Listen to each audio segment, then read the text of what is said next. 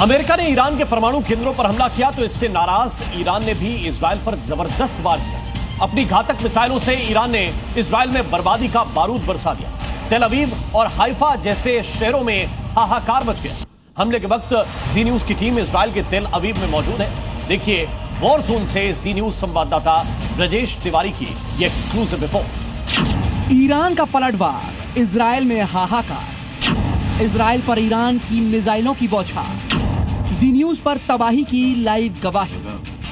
धमाका इतना जोरदार था कि पूरी तरीके से यहाँ पर सब कुछ चकनाचूर हो गया है। वहीं दूसरी तरफ जो बिल्डिंग, जिस बिल्डिंग की हम बात कर रहे थे, रिहायशी इलाका, रेसिडेंशियल इलाका, और रेसिडेंशियल इलाके को टारगेट किया गया।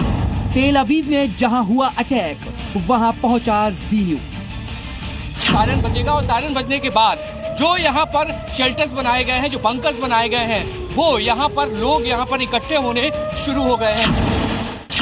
इजराइल के साथ अमेरिका ने भी ईरान पर हमला कर उसे पूरी तरह से घुटनों पर लाने की कोशिश की, लेकिन इसके बाद भी ईरान ने हार नहीं मानी। ईरान ने इन हमलों के बीच एक बार फिर जोरदार पलटवार किया।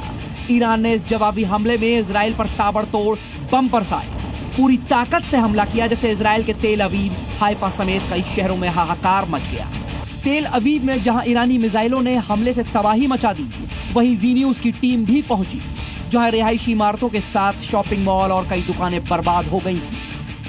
तेल अवीव को टारगेट किया गया और टारगेट रेसिडेंशियल इलाके के उस एंगल में, उस जगह की तस्वीरें मैं अब आपको दिखाने जा रहा हूं जो टारगेट पे था, जो सेंटर ऑफ टारगेट था। अगर आप इस रेसिडेंशियल इलाके की इस बिल्डिंग को देखें तो यहीं बीचों बीच वो बॉम्ब आकर गिरा, जिसके पास आसपास जितनी भी इमारतें थी सबको नुकसान पहुंचा। यहाँ की तस्वीरें अगर आप देखें तो अब यहाँ पर रेस्क्यू के तौर पर काम किया जा रहा है। रेस्क्यू यानी जो मलबा है उसको हटाया जा रहा है। अब फोर्सेज आपको हर जगह यहाँ पर दिखाई देंगी। बिल्डिंगें टूट चुकी हैं, बिल्डिंग के जो हिस्से हैं वो मलबे में तब्दील हो चुके हैं। बहुत ईरान की मिसाइलें जब इजराइल पर गिरी तो वहां कई इमारतों को भारी नुकसान पहुंचा। रिहायशी इलाकों में मौजूद इन इमारतों के आसपास की बिल्डिंग भी इसकी जद में आ गई, जिससे उनके दरवाजे और खिड़कियां भी टूट गई।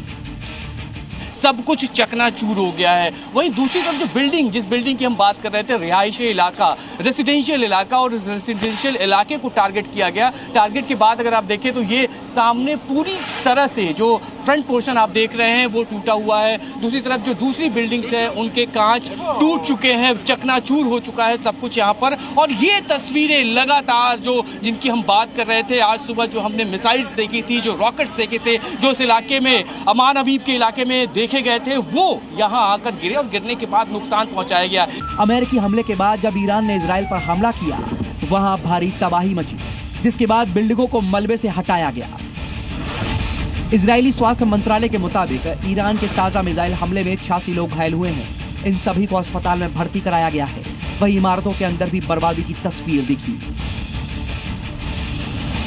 ईरान ने इजराइल पर पहली बार खैबर मिसाइल का भी इस्तेमाल किया।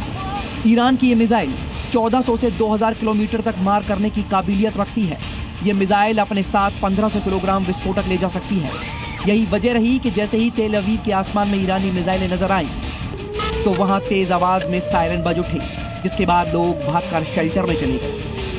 सायरन बजने के बाद जो यहाँ पर शेल्टर्स बनाए गए हैं, जो बंकर्स बनाए गए हैं, वो यहाँ पर लोग यहाँ पर इकट्ठे होने शुरू हो गए हैं। यहाँ पर चूंकि जो एसओपीज है वो देखेंगे आप, तो एसओपीज के बाद जैसे जैसे यहाँ पर सायरन बज रहा है, लोग भागकर यहाँ से निकल रहे हैं। और ये जो शेल्टर यहाँ पर बंकर है, वो अगर आप देखें तो इसी के अंदर यहाँ पर बंकर, और बंकर में लोगों को रखने के लिए, लोगों को सेफ पैसेज देने के लिए यहाँ पे इंतजाम किए गए हैं।